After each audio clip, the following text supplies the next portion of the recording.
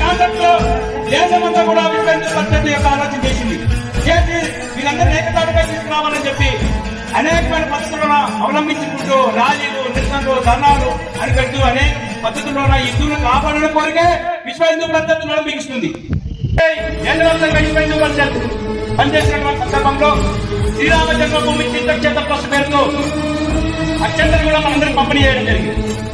మన అక్షంతలు ప్రతి ఇంటికి ఎలా చేరాయి? ఎవరు ఆ రామయ్య తండ్రికి యొక్క అక్షంతలు ఎవరైతే చేశారు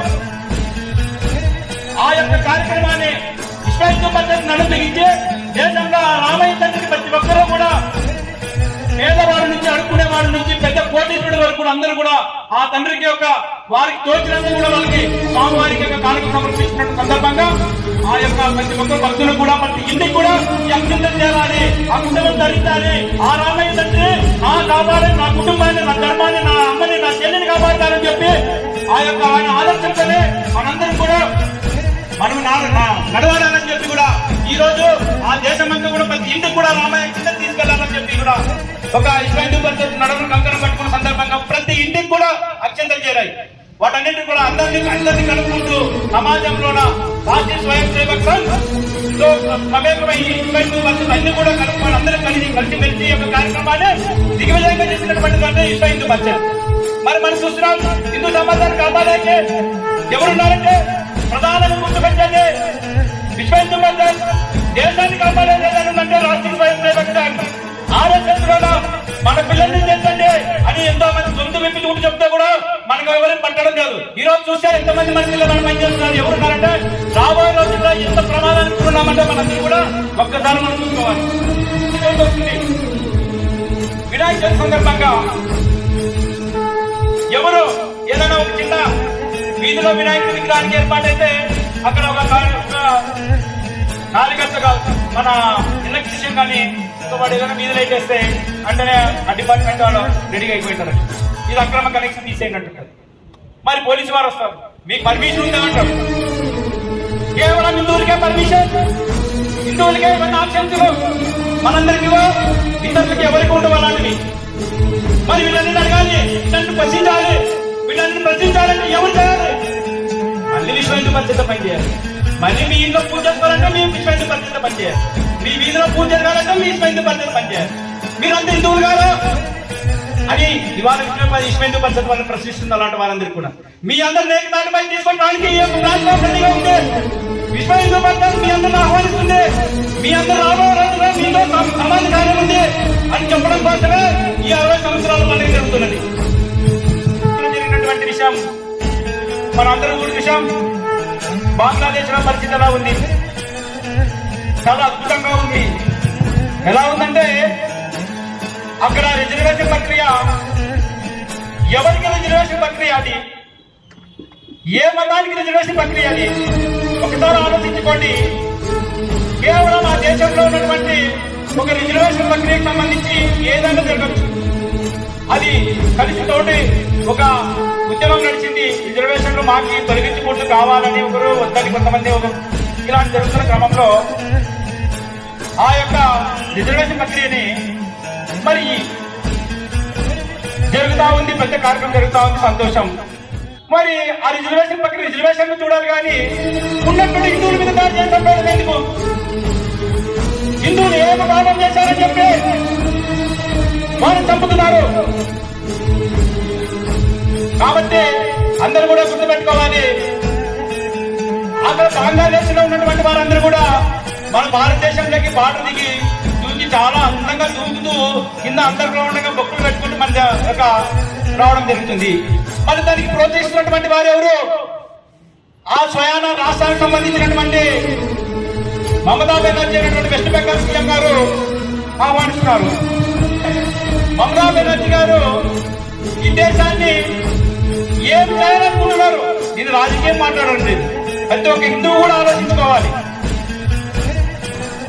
ఎందుకంటే అక్కడ హిందువులందరినీ మన జిహాదీలంతా ఉగ్రవాదులు మూకలందరూ కూడా ఈ దేశానికి ఆహ్వానిస్తున్నారు. ఇంకా దౌర్భాగ్యమైన విషయం ఏమంటే ఆమె రాష్ట్రానికి సీఎం, రాష్ట్రం సీఎం మరి హోమ్ మినిస్టర్ ఆమె. మరి వైద్య ఆరోగ్య శాఖ మంత్రి ఆమె. మరి భూ సంస్కరణలు ఈ యొక్క బంగ్లాదేశ్ వలస వచ్చినటువంటి వారందరికీ కూడా ఇలాంటి శరణార్థులందరూ కూడా రక్షణ కల్పించడం కోసం, పునరావాసం కల్పించడం కోసం ఆ యొక్క శాఖ కూడా ఆమె ఇన్ఛార్జ్, సీఎం ఆమె కూడా మంత్రి. మరి ఇవే కాదు, మైనార్టీ శాఖలు కూడా ఆమె మంత్రి. అన్ని శాఖలు కాదు. ఒక వైద్యాధికారి అమ్మాయిని, ఒక చిన్న పిల్లను అతి ఘోరంగా అమ్మాయిని దారుణం చేసి అమ్మాయిని చంపితే ఆమె కావాల్సిన శాఖలు ఆమె దగ్గర ఉన్నాయి. మరి ఆమె ఏం చేస్తుంది? బయటకు వచ్చి నిరసన చేస్తుంది. ఆమెను కాపాడాలి. ఇలాంటి కళ్ళు మొన్న వేసినటువంటి నాయకులు దేశంలో ఉన్నారు. వాళ్ళందరూ మనం గమనించుకోవాలి. లేకపోతే బంగ్లాదేశ్ లో పట్టిన కదే భారతదేశంలో కూడా పడుతుందని చెప్పి కూడా హెచ్చరికలు జారీ చేస్తుంది విశ్వ హిందూ పరిషత్. ఎందుకు ఈ విషయం చెప్పాలంటే, బంగ్లాదేశ్ లో హిందువులు చంపింది ఎవరు అనుకున్నారు? పాకిస్తాన్ నుంచి వచ్చి చంపలేదు. పోనీ పక్కన 40 దేశాలు, ఆఫ్ఘనిస్తాను, ఆ దేశాల్లో వచ్చే ఏ ఒక్క వ్యక్తిని కూడా హిందువులు చంపలేదు. పొద్దున్నే లేచి హాయ్ బాయ్, నా ఫ్రెండ్, నా స్నేహితుడు, మా బాయ్, చిన్న అంకుల్ అనుకుంటే మనతో పాటు ఉన్నటువంటి వ్యక్తులు ఆ ఇంట్లో అత్యంత ఘోరంగా చెప్పారు. గమనించుకోవాలి ఈ విషయం అందరూ కూడా. బయట నుంచి వచ్చి చంపలేదు, మన పక్కనే ఉండే మనం చంపారు. అది ఆ దేశ పరిస్థితి. ఈ విషయాలన్నీ కూడా మనం కూడా మననం చేసుకోకపోతే మనల్ని కాపాడే దిక్కు కూడా ఉండదు. దేశం వదిలి పారిపోదామంటే దేశం కూడా ఉండదు. అందరూ కూడా విశ్వ హిందూ పరిషత్ మీకు చేతులకు జోడిస్తుంది.